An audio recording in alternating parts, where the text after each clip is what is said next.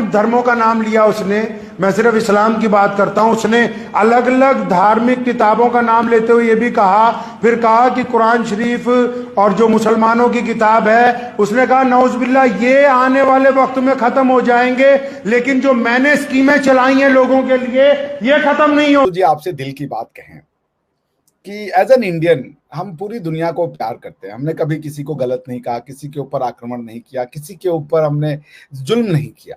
बाहर कभी हमने, हमारे ऊपर यह इल्जाम कोई नहीं लगा सकता कि हमने बाहर जाके जुल्म किया। जिन्होंने हमारे बारे में लिखा भी वो यही बोलते रहे कि इनका जाति व्यवस्था थी, अंदर जुल्म करते थे। वो भी सही नहीं है, लेकिन फिर भी चलिए उसको। वो ये कह रही है कि कुरान पाक और बाकी मजहबों का भी उसने नाम लिया कि वो तो खत्म हो सकते हैं, मेरी चलाई हुई स्कीमें खत्म नहीं हो सकती। तो मैं दीदी को कहना चाहूंगा, दीदी जमीन पे नीचे देख के चलना सीखें, गुफ्तगू के दौरान भी अपने अंदर आजिज़ी पैदा करें। अल्लाह को गुरूर बिल्कुल पसंद नहीं है।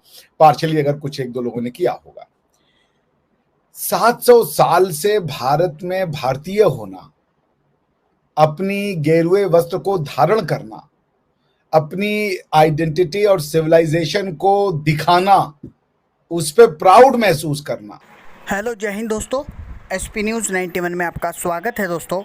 दोस्तों मैं आपको बता दूं कि पाकिस्तान को कोई ना कोई इशू ज़रूर चाहिए होता है इंडिया को टारगेट करने का। अब ऐसा ही इस बार हुआ। इलेक्शन ख़त्म होने से पहले मोदी जी 45 घंटे के लिए मेडिटेशन में चले गए थे और वो मेडिटेशन से बाहर आ चुके हैं। उनका जो पोशाक था वो आपने क्लिप्स के अंदर देख ही लिया होगा, किस तरीके से भगवे रंग में रंगा हुआ था। और वो इलेक्शन ख़त्म होते ही एग्ज़िट पोल जैसे ही आया तो मोदी जी जो है आए 45 घंटे के मेडिटेशन से। अब इसी को उन्होंने इशू बना लिया, इसी के ऊपर वो तंज कसने लगे कि भारत के अंदर तो मोमडन भी रहते हैं, लेकिन इन्होंने सिर्फ भगवा ही कपड़े क्यों पहरे और ये कहीं ना कहीं मोमडन का इन्होंने बहिष्कार किया। कुछ इस तरीके की बातें जो है पाकिस्तानी मीडिया के अंदर चल रही है।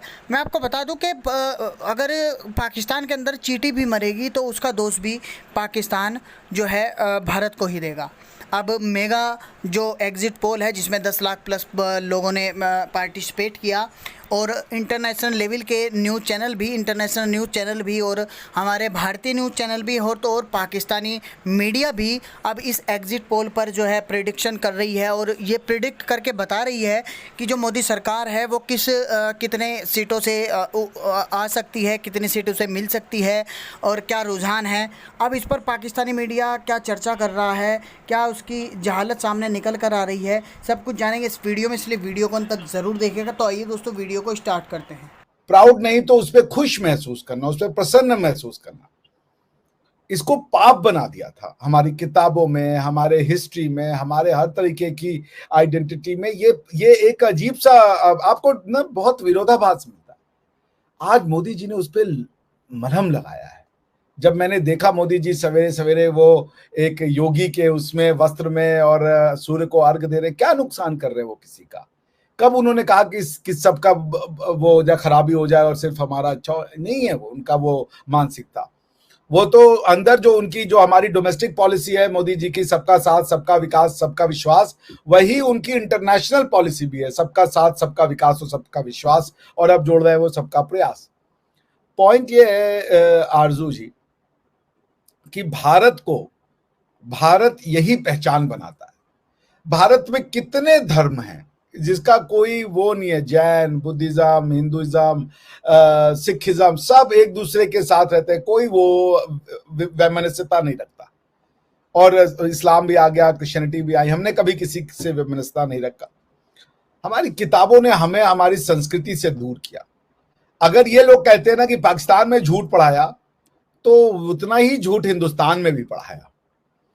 हिंदुस्तान को हिंदुस्तान की मिट्टी से अलग करने की कोशिश की गई, भारत को भारत की पहचान छीनने की कोशिश की गई।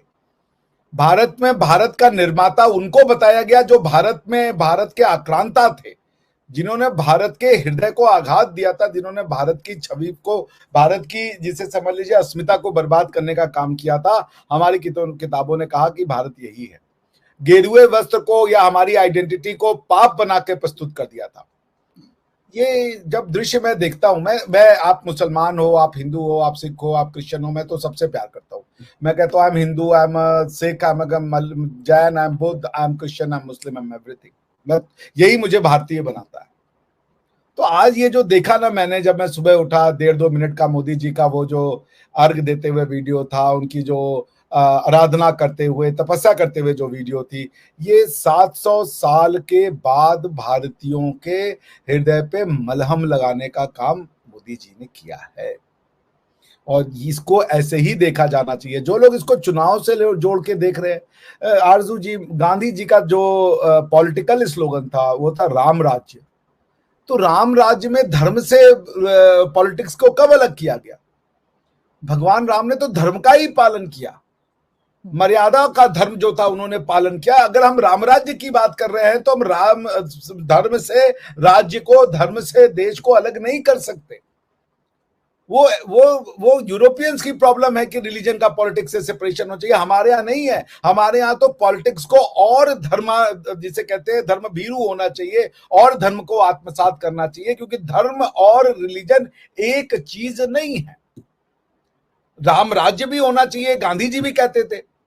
तो राम राज्य लाना है तो फिर आप उसको आप राम से अगर राज्य को अलग कर दोगे, आप अगर सेपरेशन ऑफ चर्च के नाम पर राम का राज्य से ही पृथकीकरण कर दोगे, उसको विच्छेदन कर दोगे, उसको अलग कर दोगे, तो भारत तो नहीं बचेगा। जिन लोगों ने अपने आप को, भारत के जिन लोगों ने अपने आप को राम से अलग किया, सनातन से अलग किया, वेद से अलग किया, वो अपने आप को भारतीय तो नहीं कहते। आज आप क्षमा चाहूंगा, लेकिन आप पाकिस्तान के लोगों से पूछे वो भारतीय हो तो नहीं कहलाना चाहते। क्यों? क्योंकि उन्होंने राम से अपना संबंध तोड़ दिया। लाहौर में रहने वाला अपने आप को भारतीय न कहे। भगवान राम के बचाए गए, भगवान राम के पुत्र द्वारा बसाए गए शहर में रहने वाले लोग अपने आप को राम से न जोड़े।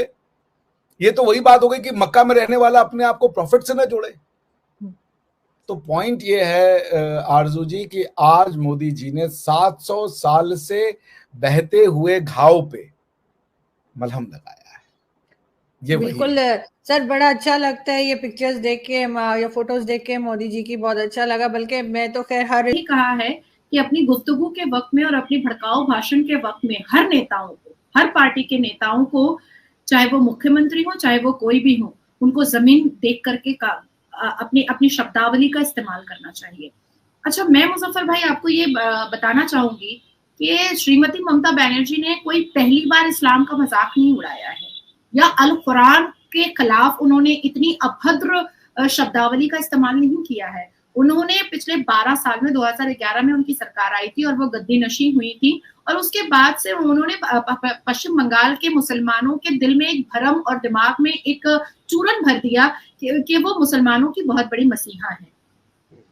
अब क्योंकि मुसलमानों ने कभी अल कुरान मायने के साथ पढ़ा है नहीं, कभी भी उन्होंने प्रॉफिट मोहम्मद सल्लल्लाहु अलैहि वसल्लम के पूरे सुन्नत रसूल को समझा है नहीं, जाना है नहीं। अगर आप गाए बगाए पश्चिम बंगाल के या भारत के किसी मुसलमान से खड़े होकर के रास्ते में ये तक पूछ लीजिएगा ना कि सुन्नत रसूल में क्या क्या आता है, तो 4 शादी के अलावा वो कुछ और नहीं बता पाएंगे, कुछ भी नहीं। ठीक है, तो जैसे श्रीमती ममता बनर्जी पेट भर करके बिना वजू के वो अफ्तार में चली जाती हैं और इफ्तार की बेहुरमती करती हैं। इफ्तार के पहले वो मीडिया को दिखाने के लिए ब्लब्लब्लू करके कुछ मुंह हिलाती हैं, लेकिन वो इफ्तार से पहले की जो दुआ होती है वो बिल्कुल भी, क्योंकि वो लिप जो उनका हिलता है उससे वो समझ में आता है कि वो दुआ नहीं पढ़ रही हैं, वो कैमरा को दिखा रही है कि वो कुछ पढ़ रही हैं। द थर्ड थिंग इज के एक्सेप्ट कोविड-19, वो 2011 से लेकर के 2024 तक में उन्होंने हमेशा लाखों मर्दों की भीड़ में ईद की नमाज में शिरकत की है। अच्छा, ईद की नमाज में एक चीफ मिनिस्टर होने के नाते अगर वो शिरकत कर रही है और अच्छी बातें बोल रही हैं तब भी मुझे आपत्ति नहीं थी, लेकिन वो वहां पर जाकर के पॉलिटिकल स्पीच देती हैं, वो हेटरेट स्पीच देती हैं, वो भारत के प्रधानमंत्री को डिफेम और मलाइन करती हैं, वो भारत में कॉन्स्टिट्यूशनल एजेंसीज जैसे सीबीआई है, ईडी है, एनआईए है, एनएसजी है, उसको वो गालियां परोसती हैं। वो पश्चिम बंगाल के लाखों मर्दों को वो भारत के खिलाफ भड़काती हैं, वो भारत के सिविलाइजेशन के खिलाफ भड़काती हैं। इसके अलावा उन्होंने गाहे बगाहे इतने बड़े बड़े मतलब इस्लाम के मुखालफत में काम किए हैं, जैसे 2023 के 21 जुलाई शहीद दिवस वो मनाती हैं यहाँ पर, यही मेरी ऑफिस से 10 मिनट का रास्ता है, वहां पर मनाती हैं। और वहां पर उन्होंने एक हिंदू से तबला, सारंगी और ऑर्केस्ट्रा के साथ उन्होंने अजान दिलवाया था, एक हिंदू से। और अजान वो अजान नहीं था जैसे सिंगर जो गाना गाते हैं ना, म्यूजिक म्यूजिक के साथ, ऑर्केस्ट्रा, तबला, सारंगी, बांसुरी के साथ वो